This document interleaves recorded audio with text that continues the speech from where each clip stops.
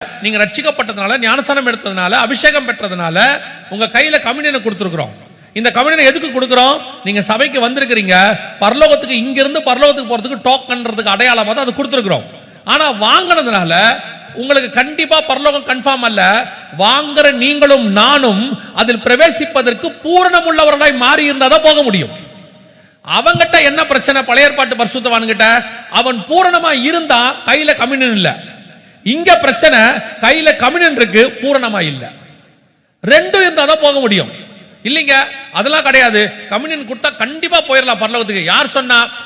Communion முதல்ல வாங்கினா first batch இயேசு கூட இருந்த 12 அப்போஸ்தலர்கள், அவங்க தான் ஃபர்ஸ்ட் பேட்ச் வாங்கினாங்க. அதுல ஒருத்த பணத்தாசக்காரனா இருந்தான், பொருளாசக்காரனா இருந்தான், திருடனா இருந்தான், காட்டி கொடுக்கிறவனா இருந்தான், நாண்டு கொண்டு செத்தான். கம்யூனியன் வாங்கினவன் எல்லாம் பரலோகத்துக்கு போறான்னா யூதாஸ் போயிருக்கணும். ஆமா தானே? போயிருக்கணும்ல, போலியே. அப்போ அழைப்பு இருக்குது, அப்போஸ்தலர் அழைப்பு இருக்குது.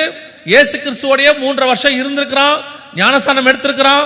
10க்கு இயேசு 2 பேரை அனுப்பி அற்புத அடையாளம் செய்யும் போது இவனும் போய் செஞ்சிருக்கிறான். இயேசுவோட உட்கார்ந்து ரகசியங்களை படிச்சிருக்கிறான். இயேசு சொல்றதான பரலோகத்தின் ரகசியத்தை பத்தி எல்லாம் கேட்டிருக்கிறான். எல்லாம் நடந்திருக்கு. ஆனால் அபாத்திரமாய் போஜனமான பண்ண ஒரே காரணம், நாண்டு கொண்டு செத்தான். இதைத்தான் இப்ப உங்களுக்கு திருப்பி சொல்றோம். சபை என்பது ஒரு ஆவிக்குரிய சபைக்கு வந்துட்டேன், பெந்தகோஸ்தே சபைக்குள்ள இருக்கிறேன், இங்க வந்து நான் கம்யூனியன்லாம் எடுக்கிறேன், நான் பரலோகத்துக்கு போயிருவேனா? இல்ல, அப்படி பைபிள் சொல்லல, அந்த மாதிரி சொல்லல. பூரணப்பட்டால் தான் போக முடியும் இருக்கு. அவர்களை பூரணப்படுத்தும்படி நான் புறப்பட்டு போகணும். அதைத்தான் வசனம் சொல்றது, பூரணராகும்படி கடந்து போவோம்.